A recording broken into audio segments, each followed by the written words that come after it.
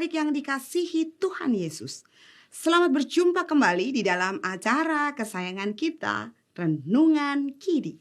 Bersama dengan saya, Kak Tika. Adik-adik, renungan kita hari ini Jumat 10 Juli 2026 berjudul Sunat Bolehkah? Yang didasarkan pada kitab Kejadian 17 ayat 1 sampai dengan yang ke-10. Adik-adik, sebelum membaca Alkitab dan mendengarkan cerita Alkitab, mari kita berdoa. Tuhan yang mengasihi kami, terima kasih Engkau selalu memberkati kami. Dan sekarang biarlah kami juga boleh mendapat berkat-Mu melalui firman Tuhan yang akan kami dengarkan. Oleh sebab itu tolong kami agar supaya kami boleh fokus dan perhatian di dalam mendengarkan firman-Mu. Dan ya Roh Kudus, hadirlah bersama dengan kami sehingga firman yang kami dengar bukan hanya berhenti di telinga kami, tetapi juga boleh kami lakukan dalam kehidupan kami hari lepas hari. Mari berkata-kata atas kami ya Tuhan, karena kami anak-anak-Mu bersedia untuk mendengarkannya. Di dalam Kristus kami berdoa dan bersyukur. Amin. Sepulang sekolah, Didi segera menyimpan tas dan sepatunya. Sementara Mama sedang menyiapkan es campur untuk Didi. Di hari Sabtu besok, Rino akan disunat. Keluarga Rino mengundang kita ke rumahnya untuk makan malam bersama, kata Mama. Loh, kok orang Kristen disunat, Mah? Tanya Didi.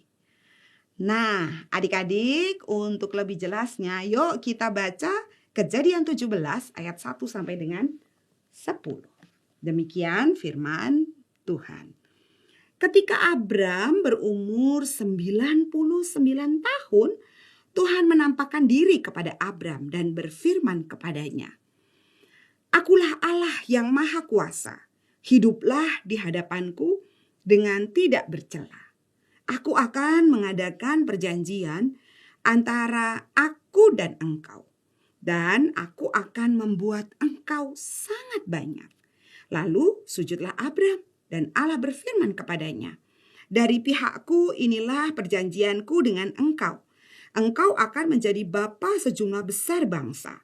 Namamu bukan lagi Abram, melainkan Abraham. Karena engkau telah kutetapkan menjadi bapa sejumlah besar bangsa. Aku akan membuat engkau beranak cucu sangat banyak dan membuat engkau menjadi bangsa-bangsa, serta darimulah raja-raja berasal. Aku akan menetapkan perjanjian antara aku dan engkau, serta keturunanmu turun-temurun, menjadi perjanjian yang kekal, supaya aku menjadi Allahmu dan Allah keturunanmu. Kepadamu dan kepada keturunanmu akan kuberikan seluruh tanah Kanaan, negeri yang kau diami ini sebagai pendatang, menjadi milikmu untuk selama-lamanya. Dan aku akan menjadi Allah mereka." Allah berfirman lagi kepada Abraham, "Dari pihakmu, engkau harus memegang perjanjianku, engkau dan keturunanmu turun-temurun. Inilah perjanjianku yang harus kamu pegang, perjanjian antara aku dan kamu serta keturunanmu. Setiap laki-laki di antara kamu harus disunat." Adik-adik, Tuhan berjanji akan memberikan keturunan yang banyak kepada Abraham. Sebagai perjanjian, Tuhan meminta Abram dan setiap keturunan laki-lakinya untuk disunat. Pertanyaannya, apakah semua laki-laki Kristen saat ini harus disunat? Adik-adik, tanda perjanjian antara Allah dan umatnya pada zaman perjanjian lama adalah sunat. Namun dalam perjanjian baru, tanda itu berubah menjadi baptisan. Jadi, Rino disunat bukan karena sedang menjalankan perintah Allah dalam perjanjian lama, melainkan karena alasan kesehatan. Adik-adik, yuk kita bersyukur atas janji Allah yang telah digenapi melalui Yesus Kristus. Mari kita berdoa. Tuhan yang mengasihi kami, terima kasih untuk janji penyertaan yang Tuhan berikan dalam kehidupan kami melalui Yesus Kristus.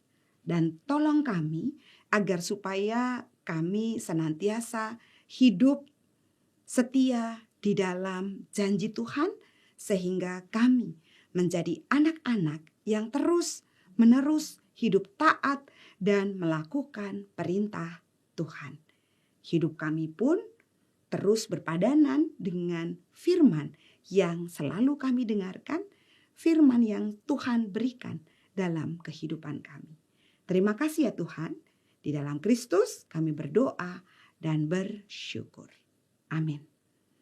Adik-adik, demikianlah renungan kita hari ini.